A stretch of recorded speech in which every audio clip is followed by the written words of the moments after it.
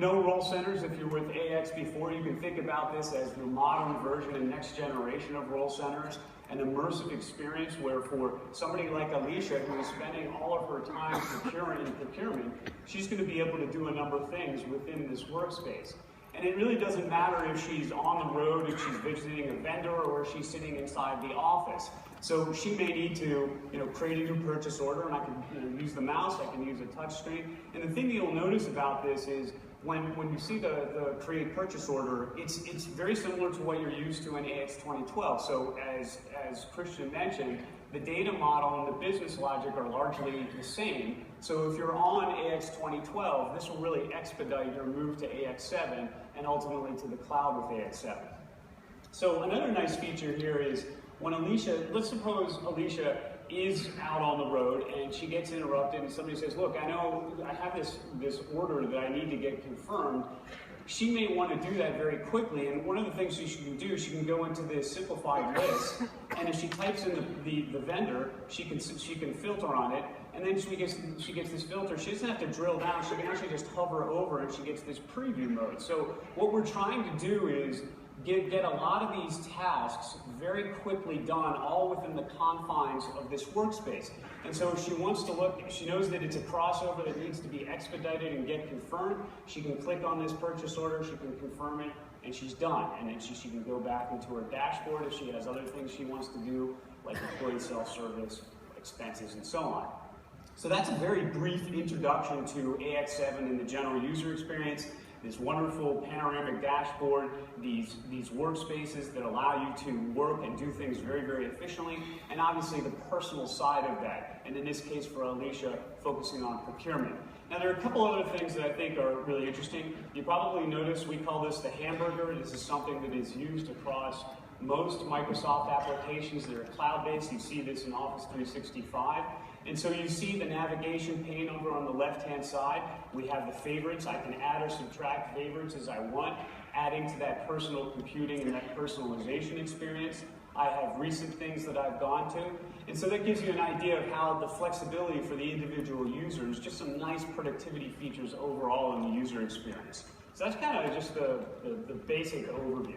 So do you quickly want to show us the metadata search experience? Sure, right. So another thing that you can do is, if I want to, I can go into this, and if I want to prepare this procurement, I can actually search on the metadata, and it will list every dashboard, every workspace, and every document screen that is in the entire application. So I can either use the dashboard, I can use the navigation pane, or I can use the metadata search to find things in the application very, very quickly. How do you like this? You like it? And that's one thing that you haven't shown yet. Like, if I'm running multiple screens. Yeah, this is going to show us a little bit about. Yeah, this is something that we talked about a lot. We knew it was a little bit of a difficult thing to do in AX 2012 with the rich client, particularly in production scenarios. People will do side by side, and it's sort of how do you deal with that in a browser-based environment? And Sri and his team came up with a very clever model for that. So let me actually go ahead and go into a workspace that is designed for Tony, who is a production manager. Now, when Tony comes into his workspace for discrete production, you'll see there are a number of things that he's doing here is quite a bit different from what Alicia would do. He may want to go in and look at released products. He notices that there are some bombs and routes that may not be active, and he also notices that he has this expiring bomb. And obviously this expiration concerns him because it's in the middle of this week, so he may want to do something about it. So when I click on this bomb to get a little bit more information, and I go into the screen, you'll notice up here on the right-hand side, first of all, I just want to point out this fact box. He notices that one of the reasons for this bomb expiration is this product change request. This is something actually that we improved in 2012 R3, CU8. And he notices that there's a request, the cost of this product is too high because of one of the elements of the bill of materials. Now what he can do is he can press this pop-up window, and it'll open the window, it'll pop it up, new. And then I can dock things.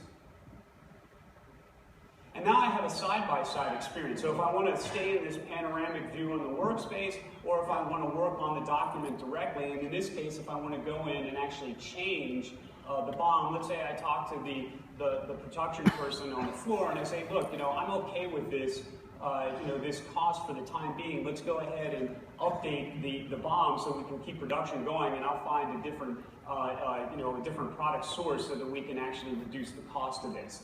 And then once I'm done, I can pop out, go back to my panorama workspace, and I'm done. And so this gives you that very nice side-by-side experience that somebody like Tony in a production environment would actually want when he's interacting with things like MRP or actually evaluating things that are in production in the manufacturing facility. Now, there are a couple other things that I didn't mention before that I thought would be interesting. The first is, we like AX7, so we're going to tell all the people back in Redmond and around the world who've been working on this. By the way, they're doing a fabulous job. We're just going to say we like this. Go us. The other thing is there are a number of options that you have here. Well, personalization is obviously very important. One of the things that I really love about AX7, it's just a beautiful experience. And when you have, dare I say, an emotional connection with your user experience, it actually can make a big difference between how much you enjoy your work or don't. And I know Shree's a big fan of pink. We'll do pink just for a second. Anything wrong with that, guys? Yeah. No. Although, just for the sake of the audience, we'll go back to something that is a little less hot, dare I say. Anyway, so just a couple of things from a personalization standpoint.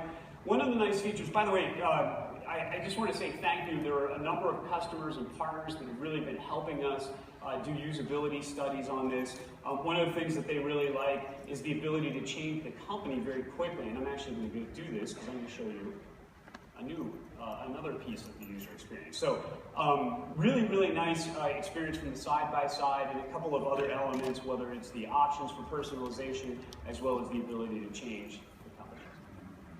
Very exciting. Yeah. You guys want to see some more? So that was a lot of focus on productivity, just the improvement in productivity that these new experiences provide. Yeah. Let's talk a little bit more about the intelligent cloud. Yeah, so how's the intelligent cloud coming together in AX7?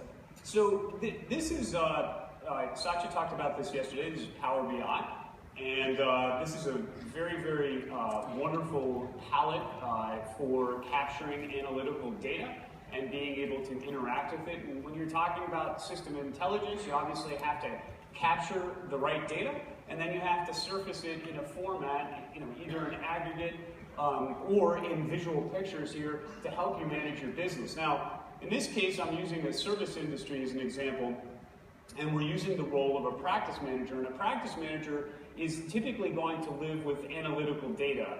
And he or she is going to look on a regular basis and try to figure out what's going on with the business.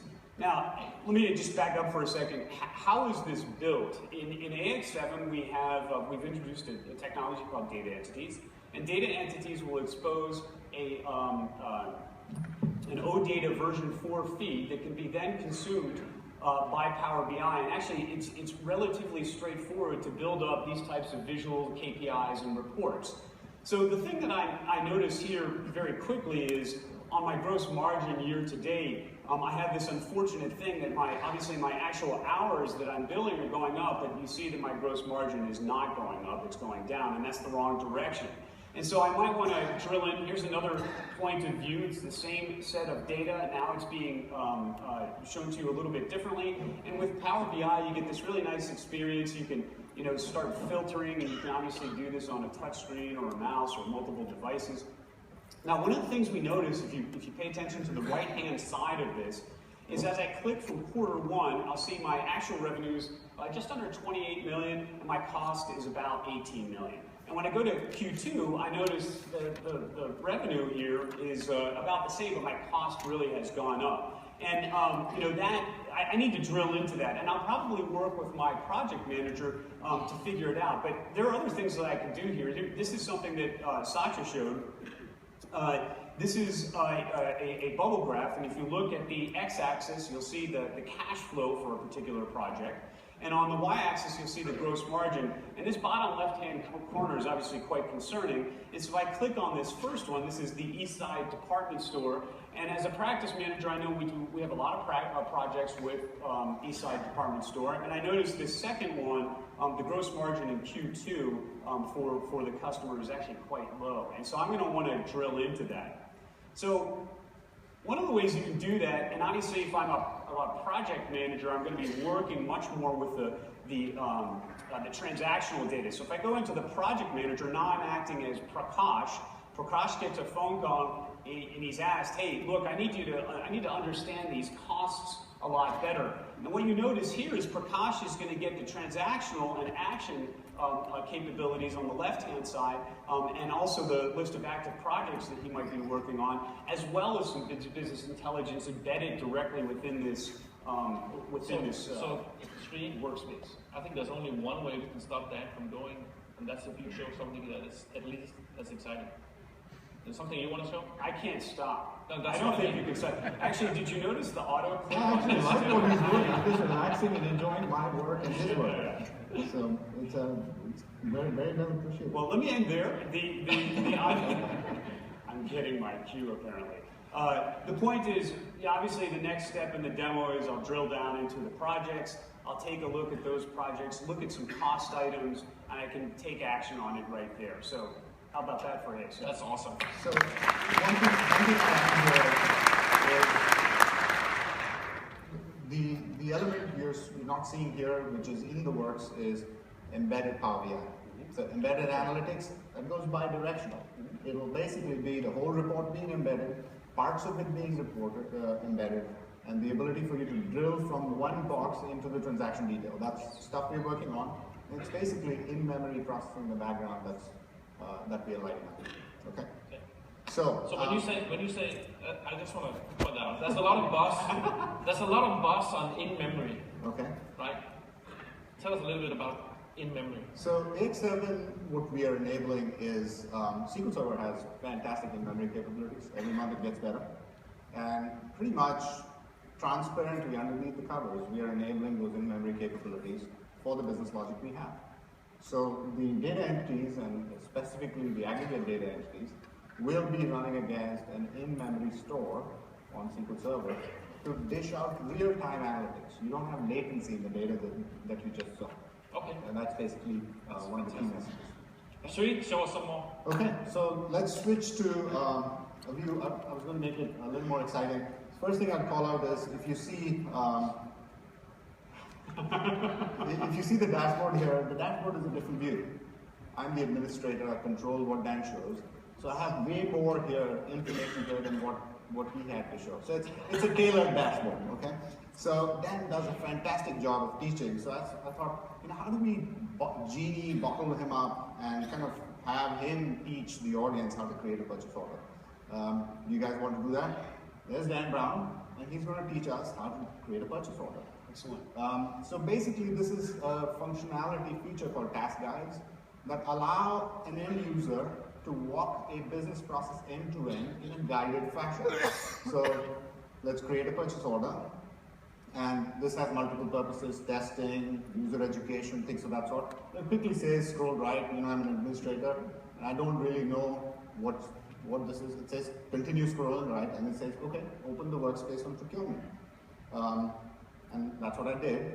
And okay, what next? Click a new purchase order, and I really know nothing. So it's basically saying, click a new purchase order. I think I can use this. With that, okay. Engineers in the room, we need a task guide for this one. Okay. I think we can find an IoT sensor for that and make that happen. So I'm going to Acme Supplies, and it says, it will add other pieces also here. It has annotation capability. It has the ability to write comments as you're testing the product to say, I don't like this part. So you have a whole bunch of abilities there. So I'm going to click OK there. And let's say what it asked me to do next. It's now asking me to pull the drill down on items and pick the Surface Pro 3, which I was supposed to do, and pick a warehouse from which to distribute it. So and then hit save. That's awesome. Sri, what are some scenarios where this can be useful? You like it? Fantastic technology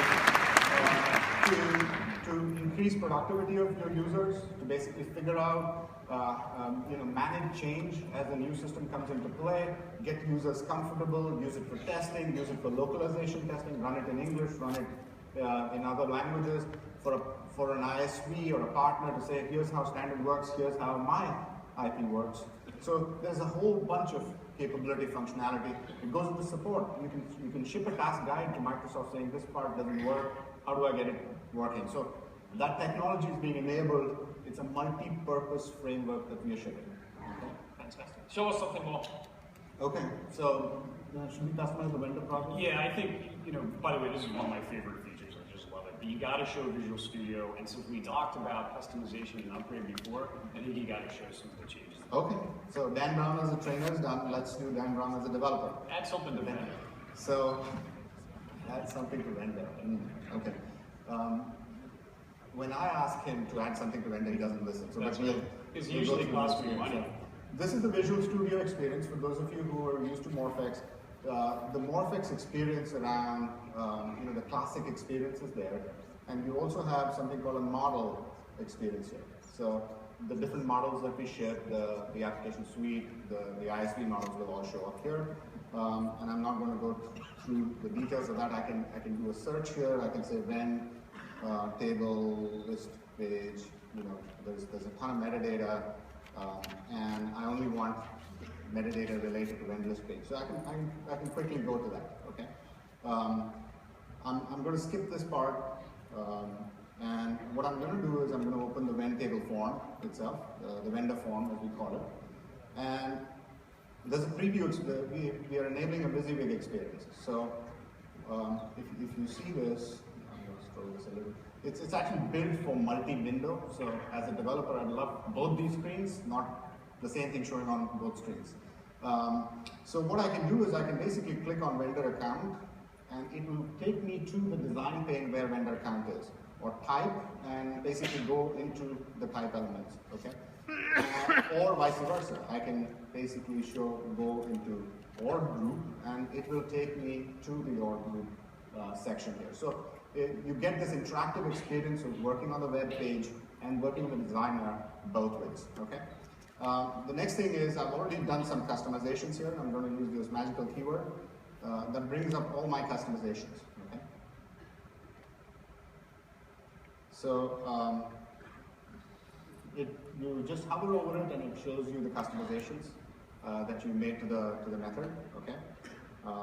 And the plus sign here is additive extensions that have been made, so we identify that very quickly. You see this thing in red. The red is the ability for you to resolve conflicts.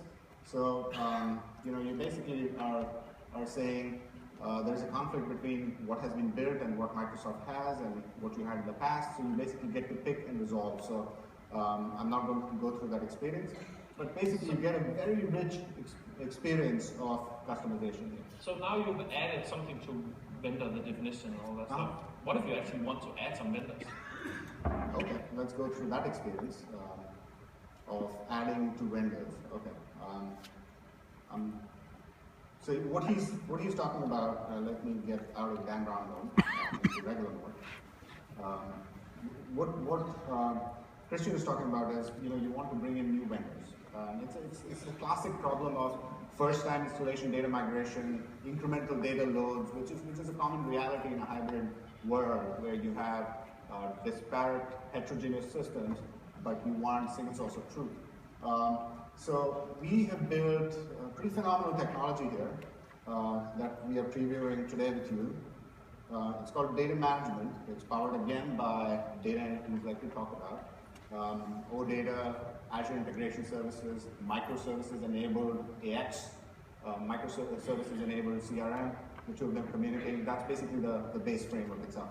So what I'm going to do is I'm going to bring certain vendor files in to the system and have that vendor file be shown to you. So let's call it demo. The file type is CSV. I'm going to bring in some vendor groups that are required for this. And these are all drop downs, but just for time's sake, I'm going through the experience of showing you as is. So what happened here was the file has some header information, and based on that header information, we did name matching and built a mapping. So we do name matching and name pattern matching. So if it said vendor name or name, we'll map it to name. If it said when name, we'll still map it to name. So we basically reduce the amount of work an end user consultant has to do. This was a dev task a couple of years back, and now we basically made it, just bring the file, we'll recognize it, tweak it a little bit here or there. You can basically highlight this, change it, any which way you want, delete it, and then basically do drag and drop mapping. So let's go back quickly and run this into the system. Okay. So it basically shows you that vendor groups have been populated, and I'm basically going to bring in some vendors. Okay. And again, for vendors, there's a map, and it's a little more complex map. It did the mapping automatically to the file as we imported it. Okay. And if you don't like the visual mapping, there's a couple of us geeks who don't like it. You can get the tabular mapping too. We support that also. And now let's run that into the system. So we're going to run the vendors into the system, and then we're going to do side-by-side compares of what we brought in terms of staging, the file itself, and the vendor records themselves. So let's go into the view staging. Basically, we take the representation of file and we load it into a temporary structure, an in-memory Hecatan structure in SQL Server. And this is the staging representation, and what I'm going to do is I'm going to bring it up in what we call as target. Target is the vendor form itself. Okay. This is the representation of the vendor form, and I'm going to pop this out, just like Dan did, and not to be left behind. Okay. And okay. So you've got these two side by side, the staging data and the target data, for you to validate the data itself.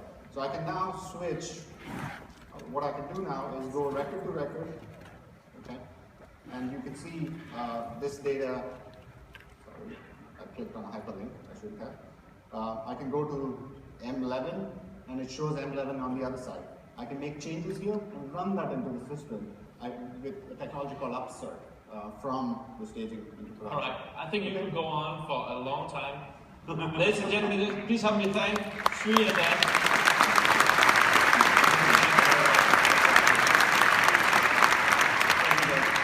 This is super exciting stuff. But what I'm most excited about is that when we set out on the AX7,